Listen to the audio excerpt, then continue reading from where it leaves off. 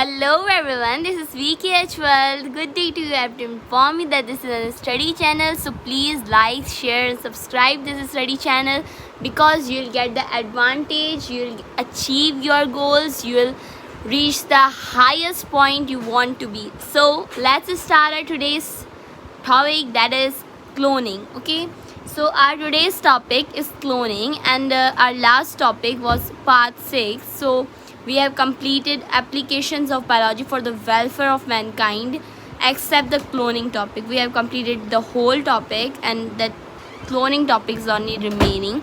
So we are gonna discuss cloning today. Let's start. Cloning is the production of duplicate copies of genetic material, either cells or entire multicellular living organism. It means that production of duplicate copies, genetic material की duplicate copies की production को cloning कहते हैं. Means एक genetic material उनकी बिल्कुल हूबहू same duplicate copy बनाई जाए और उसकी प्रोडक्शन की जाए, तो इस प्रोसेस को क्लोनिंग कहते हैं. अब जेनेटिक मटेरियल सेल में होता है, सेल बहुत सारे मिलके मल्टी सेलुलर लिविंग ऑर्गेनिज्म बनाते हैं.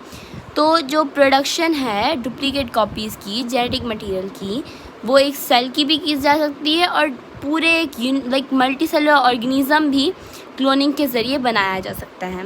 मींस अगर आप जैसे आप जो भी वीडियो देख रहे हैं सामने, ठीक है, तो आपकी एक हूबहू सेम क्लोनिंग बनाई जाए, living cloning. Like isn't it amazing? Cloning is a technique, like amazing technique. Okay, so it occurs naturally in plants and animals. ये प्लांट्स और एनिमल्स में नेचुरली भी होता है. The copies are refer to as clones. अब जो copies बनी हैं क्लोनिंग के ज़रिए उसे क्लोन्स कहते हैं. Some common examples are identical twins और ट्रिपलेट्स इन ह्यूमंस.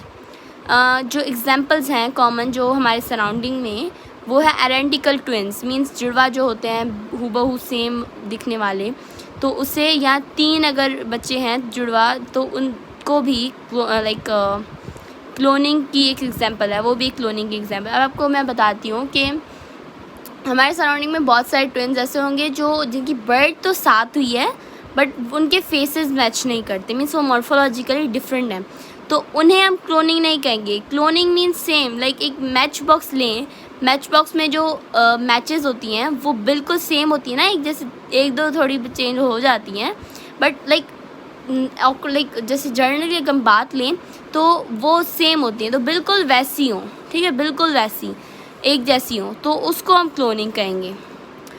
अब क्लोनिंग की दूसरी एग्जांपल ये है asexual reproduction in plants and animals. Plants and animals में जैसे सेम रिप्रोडक्शन होती है. लाइक एक मैंगो का ट्री जो होता है वो बिल्कुल सेम मैंगो, जब कोई साइज़ में छोटा बड़ा हो, पर मॉर्फोलॉजी इनकी बिल्कुल सेम होती है. रीजनरेशन, जैसे एक लिजर्ड को अगर हम उनकी टेल कट की जाए, ठीक है, डायसेक्शन में, तो वो बिल्कुल अपनी जो टेल है वो फिर से वो रीजनरेट कर देगा. मीन्स वो जो टेल होगी वो पूरी बॉडी रीजनरेट कर लेगी, और जो जिसकी टेल सिर्फ कटी होगी तो वो बॉडी जो है टेल को रीजनरेट कर. तो इससे जैसे एक लिजर्ड से 2 लिजर्ड बन गई, तो रीजनरेशन लाइक ये भी एक क्लोनिंग का सेम वे है, ठीक है, एग्जाम्पल है. और development of tumours and cancers. अब मैं कैंसर्स और ट्यूमर्स पे फोकस करके आपको इसके डिस्कस करती हूँ. कैंसर्स उनको कहते हैं एबनॉर्मल सेल्स. मींस एक सेल है जो बिल्कुल सही तरीके से फंक्शनिंग कर रहा है, तो वो नॉर्मल सेल कहलाएगा. अब एक सेल जो एबनॉर्मली काम कर रहा है, अपने फंक्शन सही से नहीं कर रहा है, तो उसे हम कहेंगे कैंसर्स. अब जो दूसरे सेल्स जो एबनॉर्मल हैं, बिल्कुल सेम कैंसर्स की तरह, बट वे ब्रेन में हैं, ट्यूमर्स, दैट इज़ लाइक बहुत डेंजरस होता है, जिसको भी हो, किसी को भी ना हो, ठीक है. तो ट्यूमर्स जो हैं उनकी डेवलपमेंट और कैंसर्स की डेवलपमेंट, जैसे एक एबनॉर्मल सेल है, उसके साथ वाला सेल भी, उसे जो कैंसर है एक सेल, तो अपने साथ वाले सेल को भी एबनॉर्मल फंक्शनिंग करवाएगा, ठीक है. मीन्स कि वो भी एबनॉर्मल फंक्शनिंग करे और वो भी कैंसर का सेल बन जाएगा. तो एक सेल से बहुत सारे सेल्स कैंसर्स के बन जाते हैं. तो इस डेवलपमेंट को भी, ट्यूमर्स की डेवलपमेंट या कैंसर सेल्स की डेवलपमेंट को भी क्लोनिंग की एक एग्जाम्पल है, ठीक है.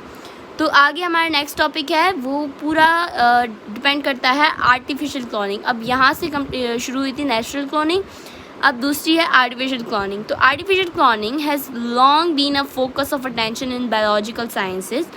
the possibility that people might be cloned from the cells of a single adult human being had long been under study. तो जो क्लोनिंग है, आर्टिफिशियल क्लोनिंग, इससे बहुत टाइम से अटेंशन दी जा रही है, मीन्स एक फोकस दिया जा रहा है बायोलॉजिकल साइंसेस में कि कैसे एक सेल से हम पूरे अडल्ट ह्यूमन बनाया जाए.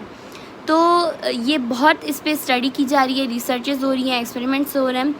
Biologist have successfully cloned lower mammals जो होते हैं उनको सक्सेसफुली क्लोन किया गया है, जैसे शीप, कैट, डॉग वगैरह, ये सब लोअर मैमल्स होते हैं. तो शीप जो है, एक शीप जो 1997 में, यू कैन सी है रिटन, 1997 में एक शीप जिसका नाम है डॉली, वो सक्सेसफुली क्लोन्ड हुई थी एक सोमैटिक सेल से. मीन्स एक एक सोमैटिक सेल्स होते हैं, दूसरे वेजिटेटिव सेल्स होते हैं. वेजिटेटिव सेल्स जो होते हैं वो सिंपल सेल रिप्रोडक्शन के लिए काम आते हैं, और दूसरे होते हैं सोमैटिक सेल्स जो बॉडी में होते हैं. ठीक है, तो बॉडी में जो सोमैटिक सेल है उससे एक डॉली पूरी एक शीप को क्लोन किया गया था. That's amazing.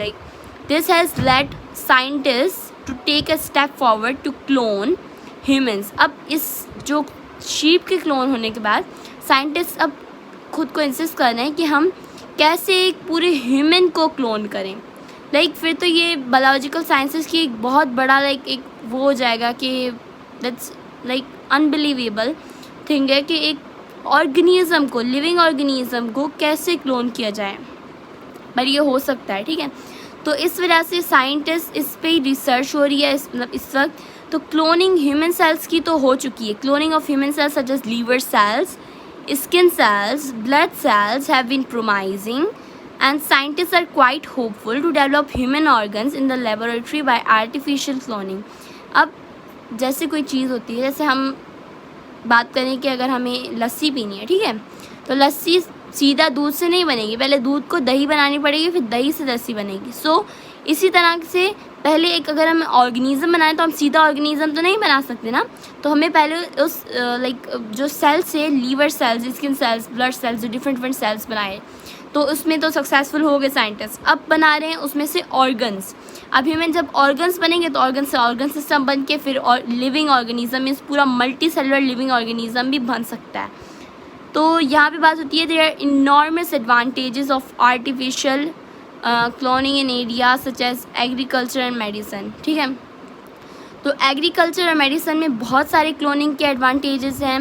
Vegetative reproduction of various fruits and nuts by grafting is one of the best example. Grafting के ज़रिए जो डिफरेंट फ्रूट्स, नट्स जो रिप्रोड्यूस हो रहे हैं, तो उनके लिए ये जो बेस्ट एग्जांपल है क्लोनिंग की, आर्टिफिशियल क्लोनिंग की.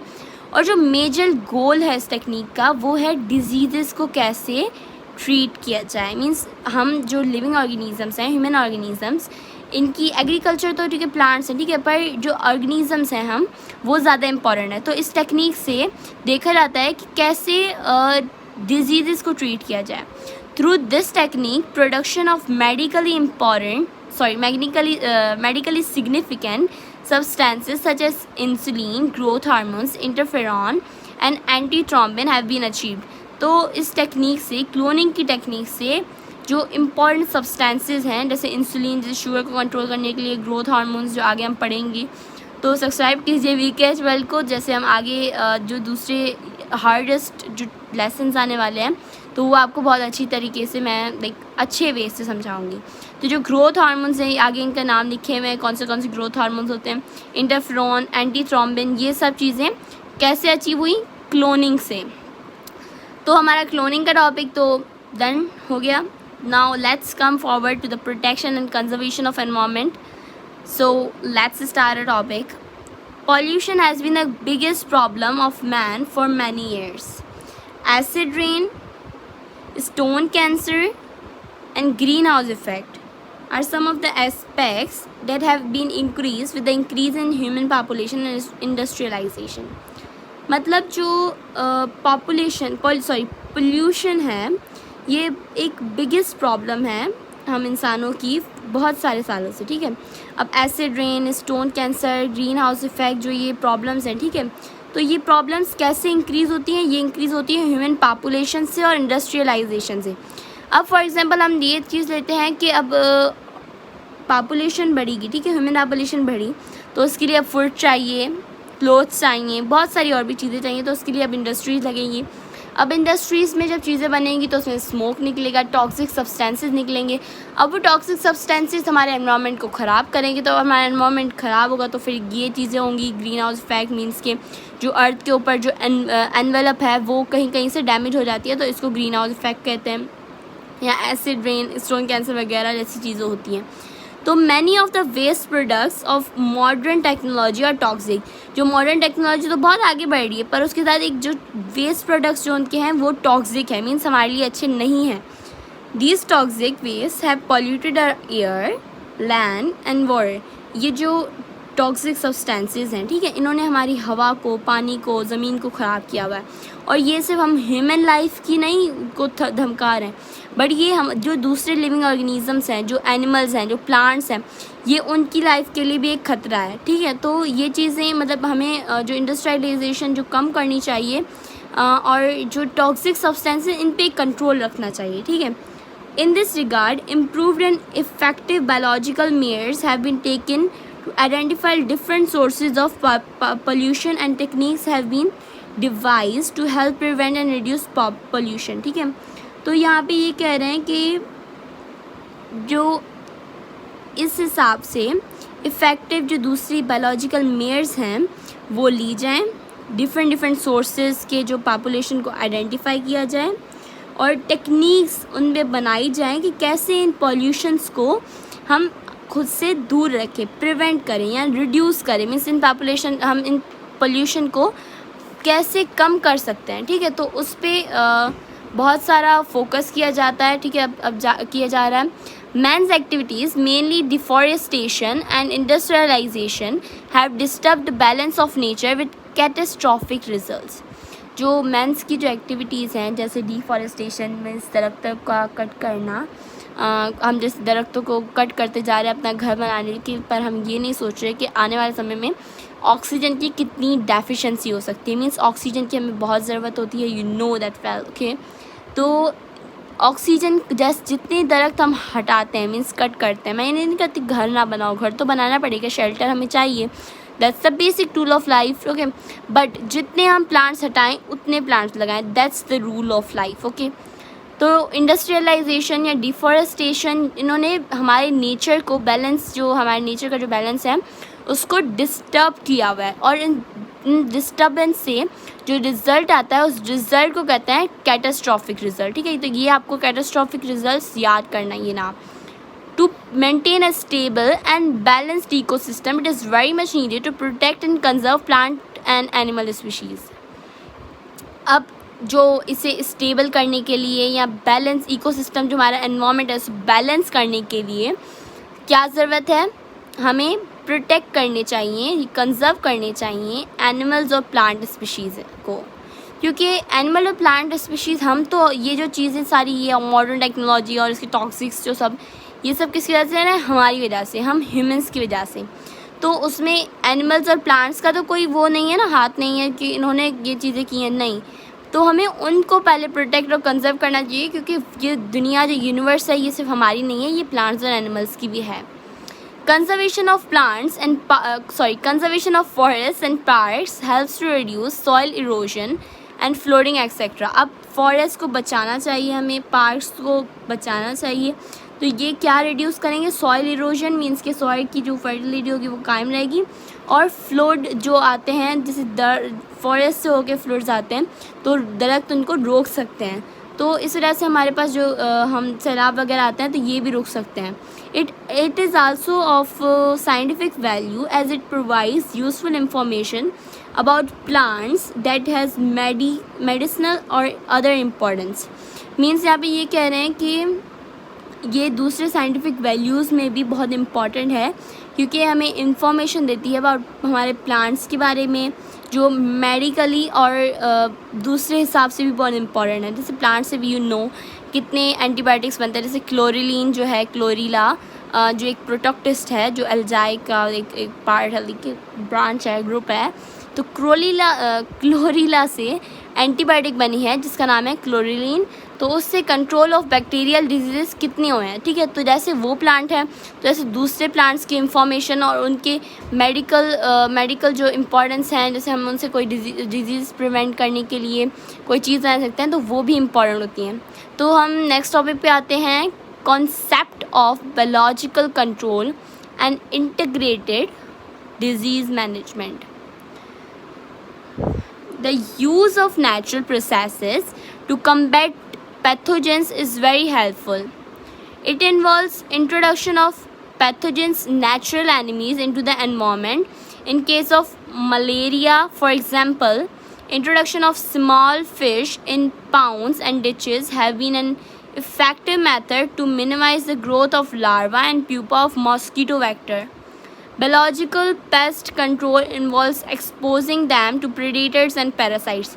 समझ आया आपको? ये आ गया तो ठीक है, नहीं तो मैं आपको बताती हूँ। थोड़ा थोड़ा समझ आया होगा आपको, ठीक है। तो ये है कि नेचुरल प्रोसेसेस को यूज़ करके पैथोजेंस के लड़ने के लिए, मीन्स पैथोजेंस के साथ हम जो लड़ाई करते हैं, लड़ाई मीन्स कि वो हथियारों वाली नहीं, जो हम उनको ख़त्म करने के लिए पैथोजेंस को बहुत सारे केमिकल्स यूज़ करते हैं, कुछ दूसरी चीज़ें यूज़ करते हैं। तो वो जो नेचुरल प्रोसेसेस को यूज़ करते हुए जो चीज़ें होती हैं वो ज़्यादा हेल्पफुल होती हैं। तो ये जैसे हम बता रहे हैं कि हम अगर जो पैथोजन जिसको हम ख़त्म करना चाहते हैं, उसके नेचुरल जो एनिमीज़ हैं उसको उसके एनवायरनमेंट में डाल दें, तो भी हमारे पैथोजेंस ख़त्म हो सकते हैं। जैसे मलेरिया के केस में अगर हम स्मॉल फिशेस जो हैं पाउंड्स में या डिचेस में डाल दें, तो वो लार्वा या प्यूपा जो है मॉस्किटो का, वो ग्रोथ उनकी नहीं होगी, ठीक है, क्योंकि वो ये चीज़ें खा लेंगे तो हमारे मॉस्किटोज़ नहीं बढ़ेंगे। जब मॉस्किटोज़ नहीं बढ़ेंगे तो मॉस्किटो जो उनकी सेकेंडरी ग्रोथ जो होती है प्लाज्मोडियम की, मलेरिया किससे होता है मलेरिया होता है प्लाज्मोडियम से। तो प्लाज्मोडियम की जो सेकेंडरी ग्रोथ होती है वो होती है मॉस्किटोज़ में। जब मॉस्किटोज़ की ग्रोथ कम होगी तो मलेरिया की ग्रोथ भी कम होगी, मीन्स मलेरिया कम एनवायरनमेंट में फैलेगा। Biological pest control involves exposing them to predators and parasites. Biological pest control का मतलब ये है कि उनके जो predators हैं या parasites हैं उनके साथ उनको expose किया जाए कि वो खुद आपस में लड़ लें और हमारा काम भी हो जाए, ठीक है। सेकेंड पैराग्राफ पे आते हैं, growing plants in climates that are unsuitable for pathogen can control plant diseases. Interplanting, as it stimulates conditions in natural ecosystems, limiting the spread of infectious diseases and can also control it. Okay, तो यहाँ पे ये बता रहे हैं कि जो climates जो जिनमें प्लांट्स की ग्रोइंग अनसूटेबल होती है पैथोजेंस के लिए, ठीक है, मीन्स पैथोजेंस के लिए जो क्लाइमेट अनसूटेबल होता है, तो उन्हीं क्लाइमेट्स में हम प्लांट्स की ग्रोथ करें। तो जैसे उन पैथोजन उस क्लाइमेट में होंगे नहीं और हमारे प्लांट्स भी अच्छी तरह ग्रो हो जाएंगे, और तो इस वजह से इस तरह हमारे जो प्लांट डिजीज़ हैं उनसे हम उनको कंट्रोल कर सकते हैं। तो इसको हम कहते हैं interplanting, as it stimulates conditions in the natural ecosystem, ठीक है। तो ये जो इन्फेक्शियस डिजीज़ का स्प्रेड होने को कंट्रोल करते हैं। तो ये हमारी एक इफ़ेक्टिव मेथड हो गया। अब दूसरा जो इफ़ेक्टिव मेथड है, another effective method in eradication of disease is achieve by crop rotation. It is the practice of growth of different crops on the same ground in successive years rather than repeated growing one year after year. Okay? तो यहाँ पे ये बताया गया है कि जो effective दूसरा मेथड है वो है डिजीज़ को बिल्कुल ख़त्म करने के लिए, वो है क्रॉप रोटेशन। क्रॉप रोटेशन में क्या होता है, जो ग्रोथ डिफरेंट क्रॉप्स की ग्रोथ होती है, ठीक है, ग्रोथ हम करवाते हैं डिफरेंट क्रॉप्स की on the same ground, means same ground में, मीन्स क्या डिफरेंट ग्राउंड्स में नहीं, सेम ग्राउंड में। यहाँ पे टमाटर उगा ली, यहाँ पे मूली उगा ली, यहाँ पे कैप्सिकम व्हाटएवर, ये सब चीज़ें उगा ली। तो सात एक चीज़ें, मतलब सब जो क्रॉप्स हैं, डिफरेंट क्रॉप्स हैं, वो एक सेम ग्राउंड पे अगर हम ग्रो करवाएं तो उसे कहते हैं crop rotation. What is it called? Crop rotation, yes. So और सक्सेसिव ईयर में, मीन्स जिस ईयर अच्छी चीज़, मतलब अच्छा क्लाइमेट है उस ईयर में, और ये तरीका ज़्यादा अच्छा है उस ईयर से जिसमें एक like repeated growing one year, like हम एक साल एक चीज़ कराएं, दूसरे साल दूसरी चीज़ ग्रो करें, तीसरी। तो इससे हमारे बहुत सारी चीज़ें मिल सकती हैं और हमारे जो डिजीज़ हैं वो भी मिट सकते हैं जड़ से। ओके, तो crop rotation is the best way. Through crop rotation the chances of establishing particular parasitic weed affecting the crop is reduced। अब जो पार्टिकुलर पैरासाइटिक वीड जो होता है मीन्स के एक पार्टिकुलर होता है जो चीज़ एक प्लांट के लिए, वो रिड्यूस हो जाता है, क्योंकि बहुत सारे प्लांट्स होते हैं तो जो पैरासाइट है वो भी कंफ्यूज होता है किस कौन सा का मैं किस पे डिजीज़ करूँ, मैं किसको इफेक्ट करूँ। ठीक है, तो moreover soil fertility can be increase by introducing a crop of leguminous family which have nitrogen fixing bacteria in the root nodules. तो यहाँ पे बता रहे हैं कि जो सॉइल फर्टिलिटी है वो भी इंक्रीज़ होती है लेग्यूमिनस फैमिली के, लाइक एक क्रॉप अगर हम वहाँ पे लेग्यूमिनस फैमिली का भी लगा दें, क्योंकि उसमें नाइट्रोजन फिक्सिंग बैक्टीरिया होता है उनके रूट नोड्यूल्स में।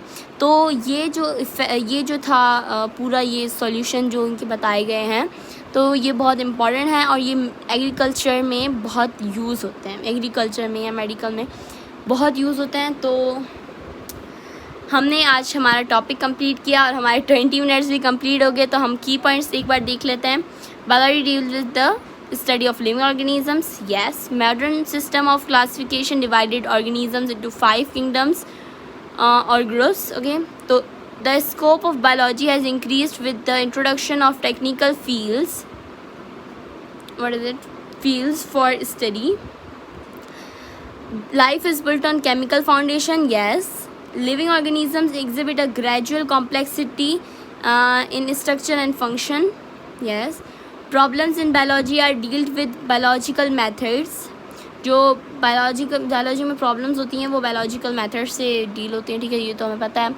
ये सब पॉइंट्स हमें बहुत अच्छी तरह से समझे हुए हैं टॉपिक में, जो part 1, 2, 3, 4, 5, 6, 7, this is 7th one. And 7th one में हमारा चैप्टर कंप्लीट हो रहा है। तो लास्ट 2 पॉइंट्स हैं। An advance approach with an evolutionary point of view can lead us to the origins of life. ठीक है, तो यहाँ पे बता रहे हैं कि जो एक एडवांस अप्रोच है with an evolutionary point of view, ये हमें ओरिजिन ऑफ लाइफ से मिलवा सकते हैं।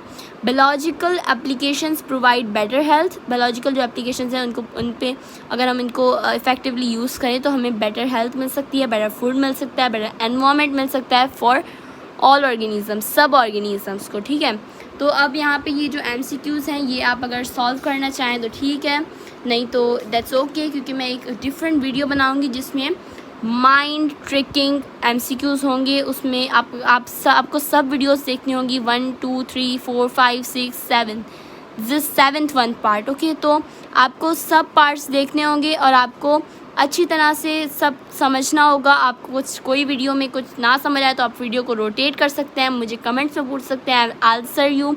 एंड ये कुछ MCQs हैं, ये आप स्क्रीनशॉट ले सकते हैं और आप मुझे इसके आंसर्स भेज सकते हैं। तो ये जो आंसर्स हैं ये आप ये मत समझिएगा ये सही हैं, ये गलत भी हो सकते हैं। ठीक है, ये सही भी हो सकते हैं, तो आप अपने हिसाब से बताइएगा कि आपको कौन से आंसर सही लगते हैं। तो आप स्क्रीनशॉट ले लें, इसका ले लिया होगा आपने। एंड नाउ फॉर दिस आप इसका भी स्क्रीनशॉट ले लें। ओके, तो इनके आप आंसर्स मुझे, आपको जो सही लगते हैं वो आंसर्स मुझे आप भेज दें। और अगर आपकी कोई भी आंसर गलत होगा तो मैं आपको बता दूंगी, अगर आपका सही होगा तो भी मैं बता दूंगी। तो कमेंट सेक्शन में मुझे आंसर्स इनके चाहिए। ओके, तो मुझे इनके आंसर्स बताइएगा एंड टेक केयर। सो हमारा आज फर्स्ट चैप्टर कंप्लीट हुआ, तो congratulations to you and to me कि हमारा फर्स्ट चैप्टर कंप्लीट हुआ। So signing off VKH World, bye.